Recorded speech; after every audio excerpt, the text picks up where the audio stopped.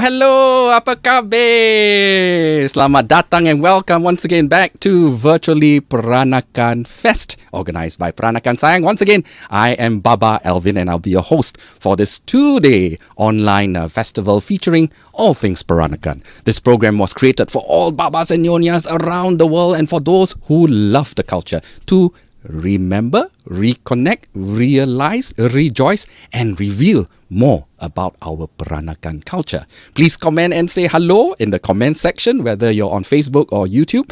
Kita huahi bila Baba Nyonya ada komen atau ada tumpang tanya, you got questions to ask, please feel free to do so. We'll try our level best to answer all your questions, okay? Because there's so many people of you watching. We'd like to thank you so much for joining us on this virtual Peranakan journey and discovery. So thank you, Kamsia, very much, everybody. Now, for this particular session, we are going to Kuala Lumpur, Malaysia to have a lovely time with a lovely Nyonya. She is very smart, she's very beautiful, she is also very capable, and she is a best-selling award-winning writer tau, with plenty of funny and interesting stories to tell. And also, on top of that, she's also a TEDx speaker. Jangan main-main tau. She has written quite a few books to date, and she is also going to tell us a story or two. So everybody duduk kuai-kuai dengar cerita dia lah. So please, everybody welcome my good friend Nyonya Lee Soo Kim. Hello. Hello. Hi, Alvin. Hi. Hi, Peranakan. Hi, how's everything in Kuala Lumpur? Nothing much happening. The CMCO is still on, and we're not allowed to travel out of the state. So everything is semi-lockdown. Wow. And we have like 300 over people watching this session right now, and they are from all around the world. Say hi to all of them. Hi, okay. Everyone. I see someone. Yeah. So nice to see them, eh? Yeah. Thank you. Yeah. Really okay, nice before you start your storytelling, maybe I ask you a few questions first to get to know a little bit more. Now, what inspired you to start writing books? Not easy, but what inspired you to really start writing?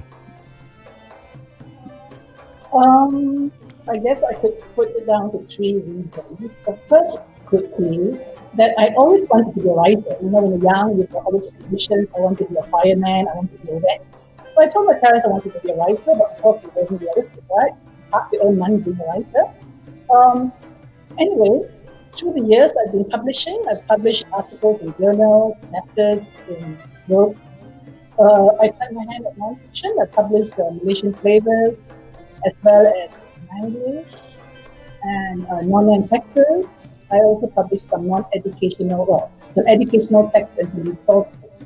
So it's a matter of that progression. Like, why do I do fiction? That was one. The other would be I have an insider perspective, which is very well, it's an advantage because I live in a Babanama family. I live in KL, but I've got links to Penang as well as links to Malacca. And I remember Father used to take us back to Penang and to Malacca, and I've got wonderful memories of all the very interesting characters there. I remember in Penang we had this uncle, and we were told about Bluebeard, this guy who had many concubines and wives, and he died to burn up with the mistresses. So these were all ideas. Also, I had two uncles. They were called Orkao and Pet Cow. And I had a he was called Pek Nyati, very, very fair. And she was always strange pantang, like, tak boleh, beside, you cannot put the plate up, you cannot crack it after you've eaten the meal. It's very pantang. And also a very fair nyonya called Versace. And also a relative who used to always say to my mother, Ayah, home yalo, kicik, and all that. So all this interesting Penang Hokkien expressions. Wow. And then on Malacca, there was all these wonderful memories again of my Malaccan relatives, all the expressions, all the stories. So insider's perspective is very useful. And the third factor would be a passion for the culture, wanting to keep the culture alive. So you can keep the culture alive through so many means, through what you're doing, through recipe books, through collections, through rituals, whatever. So one way of keeping the stories alive, different from coffee table books, would be to write the stories. To keep the intangible culture alive through stories. So that's the one. That's really meaning. Yeah, so there are a few comments coming through that your audio isn't that clear. Maybe you can just sit forward a little bit so that they can have a better audio. We do apologize, ladies and gentlemen, because there's different kinds of Wi-Fi speeds and all that happening all over the place. So we'll try our best to give you the best reception and viewing of this whole program. So I think we can get started with the storytelling because as you know, we have so much in store for you this afternoon at 3 p.m. We'll have another program, so we want to give you the best of times to listen to the stories that Nyonya Lee Soo Kim will be sharing with us. So would you like to start and share the story with all of us, Soo Kim? Okay, at first I wasn't quite sure. Is the sound coming out better? Yeah, we can hear you. Yeah, just that maybe you just sit forward a little bit. Okay, I wasn't quite sure at first what story to read because I've got 35 stories to choose from my trilogy. I thought, why not do something about the tsunami, which I wrote about in Moonlight Bay in Manik Masjid? Or why not do something, sad? But my friends, my kawans out there told me, in these rather depressing, sad times in lockdown, why not do a funny, happy story? So I'm going to read a funny, happy story. And I've done it before during my first lockdown session. It's called Hitam Manis in the Majestic Mayfair Hair Salon. And it's published in my latest book, Kabaya Tales. Okay? And it's inspired by my own experience. As childhood days and school days. I was always very brown, took part in competitive swimming, was captain of the school swimming club, and always got teased because I was so brown. Okay? Hitam Manis in the Majestic Mayfair Hair Salon. Rachel gritted her teeth and braced herself as they arrived at the entrance of the Majestic Mayfair Hair Salon. She knew she'd be subjected to it again. The cluckety clucks, the tis of disapproval, the stares of horror from the lady boss and her coterie of lily white shampoo girls. There was simply no escape. Her father's nickname for her was Hitam Manis, black and sweet. It was her father who taught her to take pride in her coloring, assuring her it was perfectly okay. Although she was Chinese, she didn't have to be fair-skinned like the rest of her Chinese schoolmates, he pointed out. After all, she was the 10th generation Nyonya. And the Babas and Nyonyas, as you well know, come in all shades and colors, from pudding to honey golden to caramel to kopi susu. Mr. Lee, Rachel's father, found that his daughter took like a duck to water at a very young age. She was a natural, fearless even after she toppled into the enormous urn of rainwater in the kitchen courtyard and was fished out just in time. When she reached the teens, he drove her after work to the Weld swimming pool every Tuesday and Thursday, and he hired a coach and got her to train for competitive swimming. With the hours of training in the pool, holidays by the seaside, and a natural dusky complexion, Rachel was always the brownest, tiniest girl in her school. This wasn't a problem at all. It only became a problem when she accompanied her mother to the majestic Mayfair hair salon, her mother's favorite hair salon. It was run by a short, attractive woman with bleached blondish hair by the name of Delilah Faustina Pong, a name she gave herself because she hated her real name, Pong Amoy. She spoke excellent Chinese and Mandarin and believed she spoke very good English too. Madame Delilah's outstanding feature was her fair white skin that had never been touched by the sun, by the looks of it. Proud of her snow white complexion, she worked hard to keep it pristine, slathering whitening creams frequently, gazing askance at any mirror available, which wasn't difficult as her entire salon was lined with mirrors. Ma, Rachel grumbled, I can't bear that loud Delilah woman and her patronizing remarks. Do we have to go today? She's bound to say something nasty to me. Rachel's mother tried to rationalize. She's just like that. She's just totally tactless. She doesn't mean to insult you. Everything is either black or white with her. There's no gray area. Rachel complained. Well, in her case, it's definitely only white.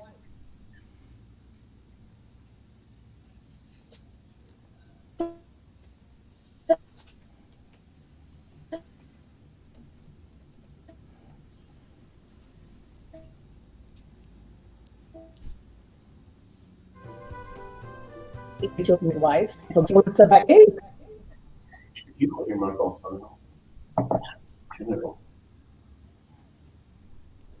so okay, we move on to Rachel going to the salon. Rachel stepped into the salon, wishing she'd worn long sleeves instead of a sleeveless top. Of all days, why did she wear the yellow halter neck that would show up her tan even more? The majestic Mayfair hair salon didn't quite live up to its majestic name. The overpowering perm chemicals assaulted your senses when you walked in. The floor was littered with unswept hair, scraggly outworn towels draped over a rickety towel rack under a high-speed ceiling fan. Madame Delilah greeted Rachel's mum sweetly when they arrived, oozing smiles and charm as Mrs. Lee and the daughter walked in. Her PR skills were exceptional, especially when there was money to be made. Acho, Sana, good morning, Mrs. Lee. I'm at home. I sit down. Anyway, also can. I hear got aircon. I hear good, here got aircon. A Chinese tea, a coffee, Mrs. Lee. Mrs. Lee. Plain water also brought. What you want, I can get for you, no problem. She fussed over Rachel's mum, while Rachel quickly slid onto the nearest available chair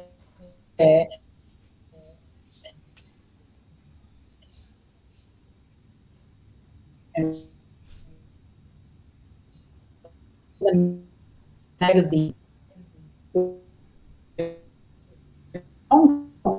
Mrs. Lee, your hair so beautiful. Ask me, she exclaimed, touching Mrs. Lee's grey salt and pepper hair gingerly. Then she noticed Rachel sitting in the next chair and shrieked, Ayah, comel saya pegang hak kak. Last time you already put chocolate color, but this time you should have hangus, you should have bakar. How you say you already burn already? Oh. Rachel's head emerged from the huge glossy magazine with an ugly scowl, then submerged again. See, Ma, Rachel retorted. I told you I knew you should comment. What more in tongues? The other shampoo girls, Alan and Achan, busy at work shampooing the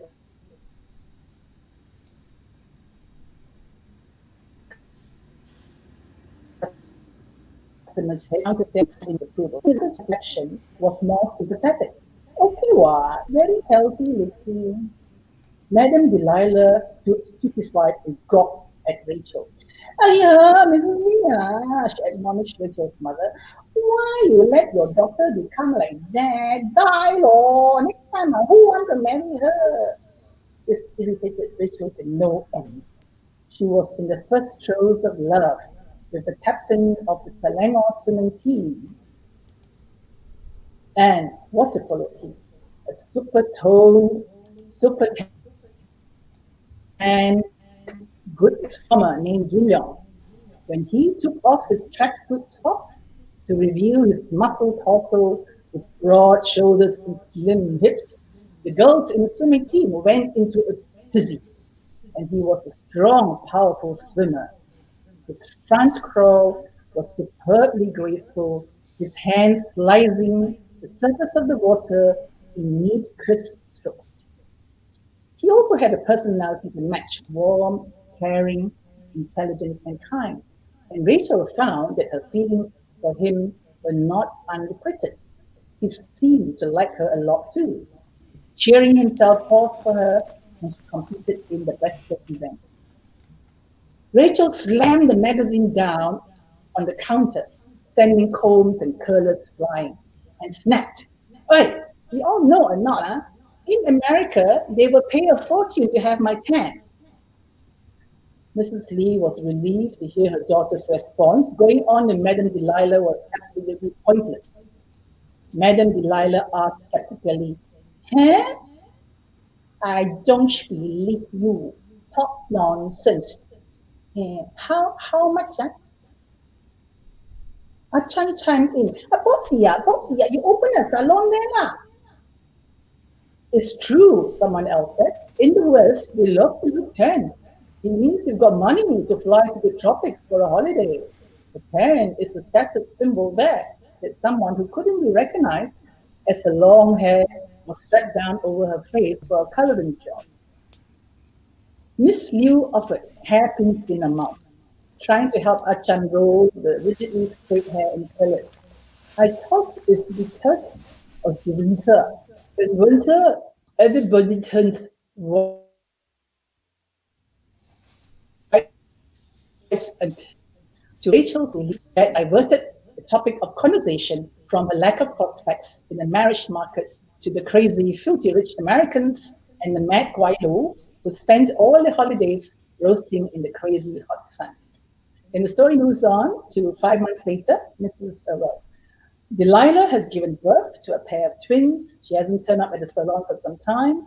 And Rachel decides to go into the salon, hoping that Madame Delilah wouldn't be there. However, sure enough, on that day, Madame Delilah decided to turn up at the salon, bringing her twins along for the first time. She gave birth to a pair of twins. She honked loudly from a car parked outside to announce her arrival. Alan grabbed the umbrella and dashed outside, and Delilah sauntered in eventually, dressed in slinky pink, wheeling in a large pram with the twins inside in matching pink. The customers crowded around the pram to look at the twins. They were adorable, dressed in cute pinafores with white caps, white baby gloves, feet in white lace-trimmed socks, and the cutest white baby shoes. They smiled and chuckled, looking around in wide-eyed wonder at the faces hovering above. cooing, dribbling in baby talk. The two twin girls, they alike and resemble their mother, everyone agreed. But there was something odd, very odd indeed. Everyone stared, but no one dared to comment.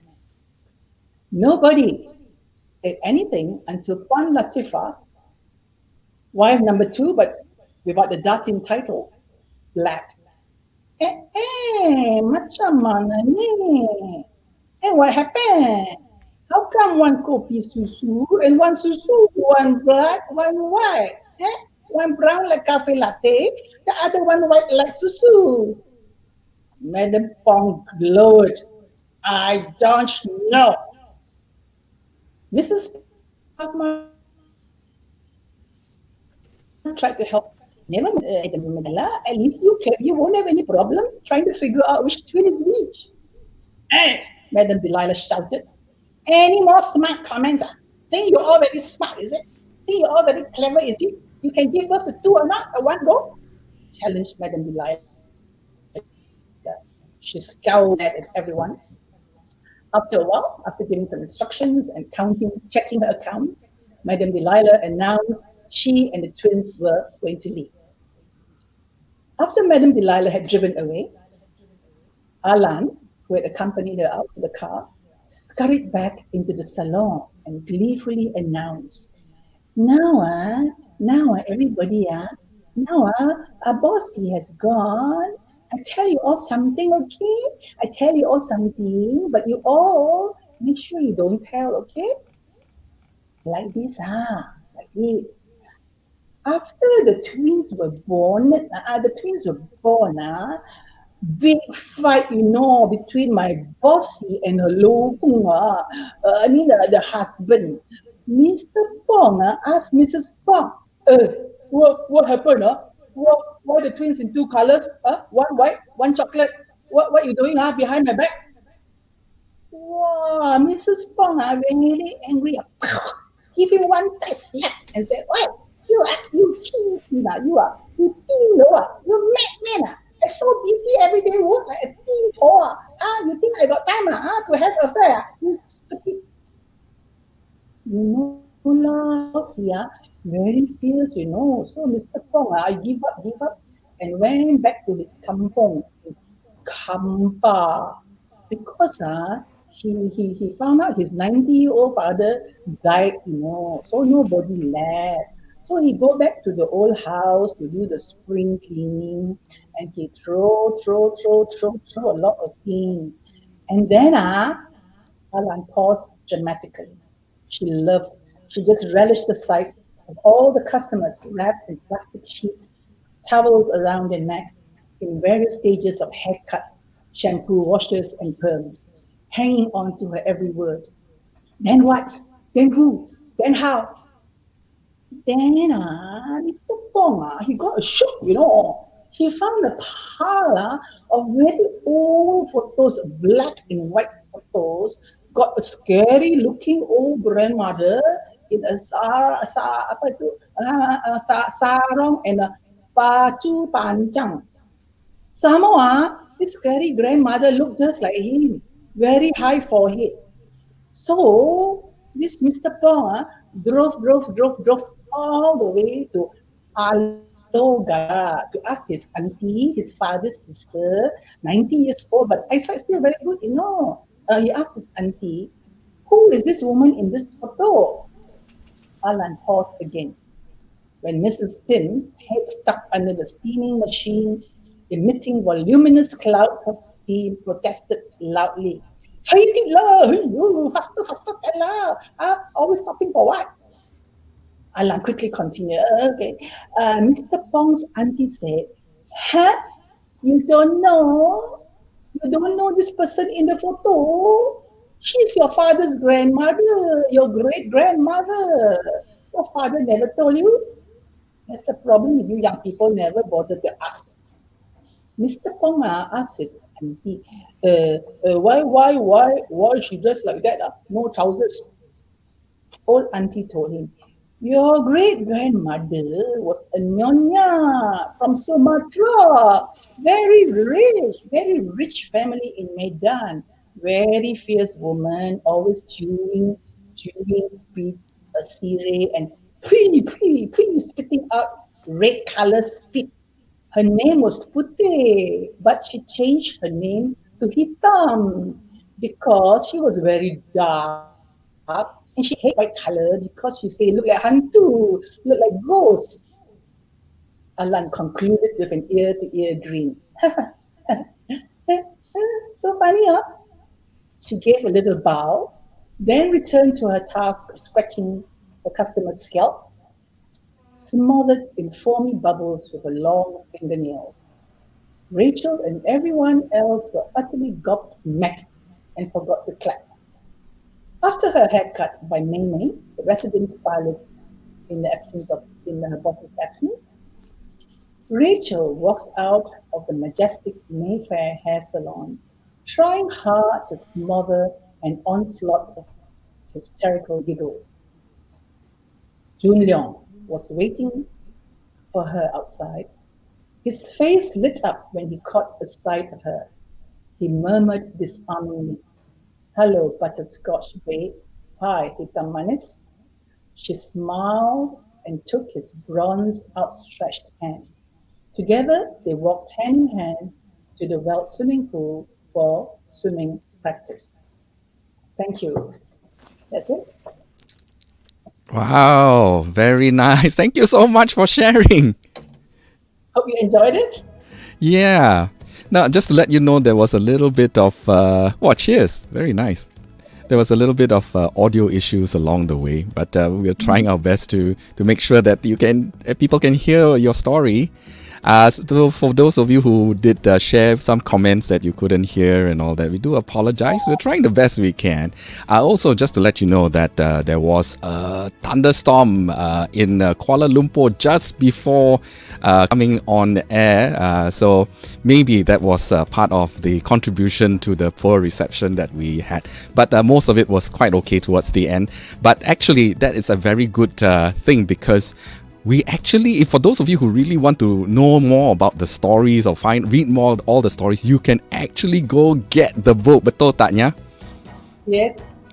Yeah, so please tell them. Yeah, they are available online.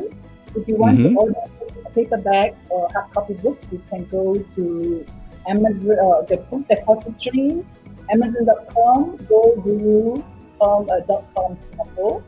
And in Malaysia, you can also order through MPH Online and Books Kino Dunia. Yeah. And if you want the ebook version, that's GoGuru.com, that's Google Play, that's Kobo, that's Amazon.com, and also you can get them on Apple. So they're available anywhere in the world. Can you share with us what books are available? All the books? All the books, Kabaya Tales, which as you can see was dedicated to Kabaya. And after that, the second book in the trilogy is of the Kabaya Mesti Ada Sarong, The Sarong Secrets of Love, Loss and Longing. And after that, we also have Manik Mystic. And in all the lots of pictures, beautiful pictures of all the wonderful. Yeah, so many wonderful books are available for all of you. Yeah. Right. Yeah. English, co-authored with Paul. So I wanted to ask you, do you have anything in the pipeline for all your readers? I've written non-fiction. I've written fiction, so I thought I'd try something else. I've just completed writing a play. So, completed. So I guess the next stage would be to get it kind of like workshop, and then maybe when the pandemic is finally over, who knows when, to get it staged. That would be fantastic if we can get it staged. Yeah. We have a nice comment from Jennifer Wong. She said it's well narrated.